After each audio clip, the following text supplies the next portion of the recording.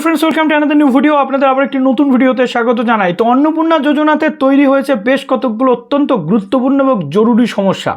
তো কি এই জরুরি সমস্যাগুলো আপনাদের এই ভিডিওতে পুরোটা ডিসকাস করব এবং এর সমাধান ঠিক কীভাবে হতে পারে পুরোটা শেয়ার করবো আজকের এই ভিডিওটাতে। যারা নতুন আছেন অবশ্যই চ্যানেলটিকে সাবস্ক্রাইব করে পাশে থাকা বেল আইকনটি ক্লিক করে দেবেন, যাতে সমস্ত তথ্যগুলো আপনার টাইম টু টাইম এখান থেকে পেয়ে যান। তো একদম সময় নষ্ট করবো না, টু দ্য পয়েন্ট উত্তর আপনাদেরকে কিন্তু দেবো। তো অন্নপূর্ণা যোজনার ক্ষেত্রে যে সমস্যাগুলো হচ্ছে আমি আপনাদের বলেছিলাম 6টি কারণে ফর্ম কিন্তু রিজেক্ট হতে পারে। সরকারি স্কুল, সরকারি চাকরি, তারপরে পেনশন হোল্ডার, ট্যাক্স পেয়ার এবং একাধিক ভাগ এর মধ্যে ছিল, আমি আপনাদেরকে দেখিয়ে দিয়েছি। কিন্তু এর মধ্যে সমস্যা হচ্ছে যেটা, যে অনেকে সত্যি সত্যি যোগ্য কিন্তু সমস্যায় পড়ে বা কোনো রকমভাবে কোনো সাইবার ক্যাফের ভুলে হোক বা নিজের ভুলে হোক প্রবলেম কিন্তু তৈরি হয়ে গেছে তাদের।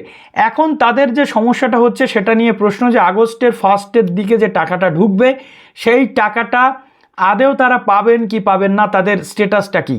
আমি আপনাদের বারবার বলেছি যে অন্নপূর্ণা যোজনার যে স্টেটাস দেখা যাচ্ছে সেই স্টেটাসটা কিন্তু আপনাদের বিডিও অফিস বা পৌরসভাতে গিয়ে অফিস লগ ইন পোর্টাল বা এনকোয়ারি লগ ইন পোর্টাল থেকে দেখতে হবে। কেননা নিজের যে পোর্টাল আপনাদের রয়েছে সিটিজেন পোর্টাল, সেখানে এটা সিঙ্কোরাইজেশন হচ্ছে না এবং আপডেট হচ্ছে না।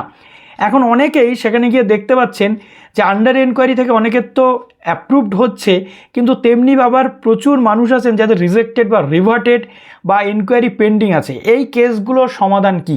প্রথমে আসি এনকোয়ারি পেন্ডিং নিয়ে। এনকোয়ারি পেন্ডিং যাদের আছে তার মানে হচ্ছে আপনার অফিস ভেরিফিকেশান করেছে কিন্তু সেটা কমপ্লিট ওয়েতে বা এখনও ভেরিফিকেশান করেনি।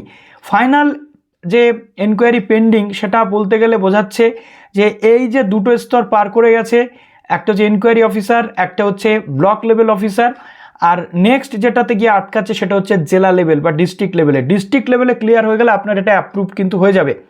নেক্সট যে প্রবলেমটা তৈরি হচ্ছে, এনকোয়ারি পেন্ডিংটা বলে দিলাম, নেক্সট যে প্রবলেমটা তৈরি হচ্ছে সেটা হচ্ছে কি না, রিজেক্টেড। অনেক ক্যান্ডিডেট আছেন যাদের রিজেক্টেড হচ্ছে ফর্ম, কিন্তু এই রিজেক্টেডের কারণটা কি? এই রিজেক্টেডের কারণ হচ্ছে আপনি এমন কিছু তথ্য দিয়ে ফেলেছেন যে তথ্যটা লাল ফ্ল্যাগ হয়ে এই যে অন্নপূর্ণা যোজনার ওয়েবসাইটে কিন্তু ধরা পড়ছে অফিস লগ ইনে। আর লাল ফ্ল্যাগ যাদের হচ্ছে অফিসারদেরও সেই অর্থে কিছু করার থাকছে না তাদের সেইটাকে ছাড়িয়ে দেওয়ার, অতএব অটোমেটিক্যালি সেটা রিজেক্টেডের দিকে চলে যাচ্ছে।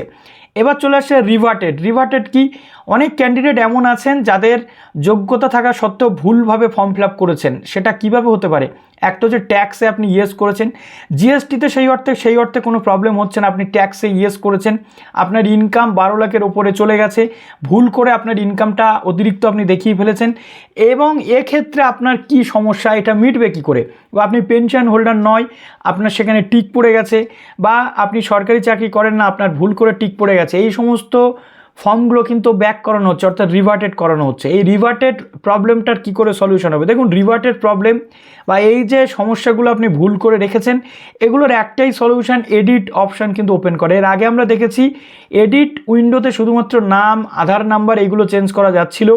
এই পার্টিকুলার কিছু সেকশান যেটা হচ্ছে ট্যাক্স দেন কিনা, চাকরি করেন কিনা, এই জায়গাগুলোতে কিন্তু কোনো রকমভাবে চেঞ্জেস করা যাচ্ছিল না।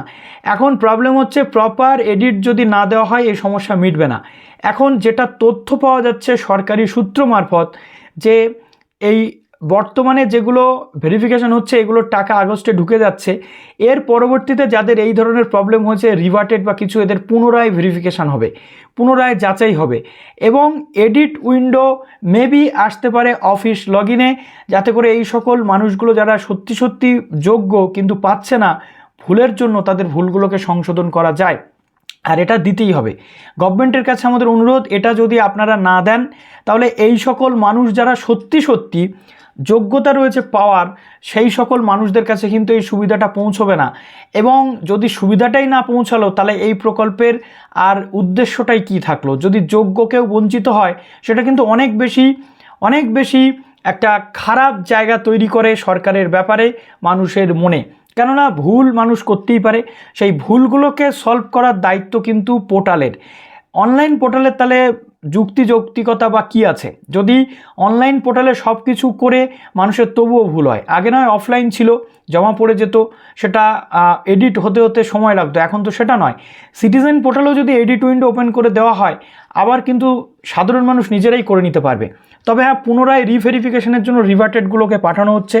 পরবর্তীকালে কি নতুন নোটিশ আসে সেটা আমাদের দেখার, এবং এই নিয়ে যেমন তথ্য আসবে অবশ্যই আপনাদের সামনে ভিডিও নিয়ে চলে আসবে। ভালো থাকুন সবাই, বেস্ট অফ লাক।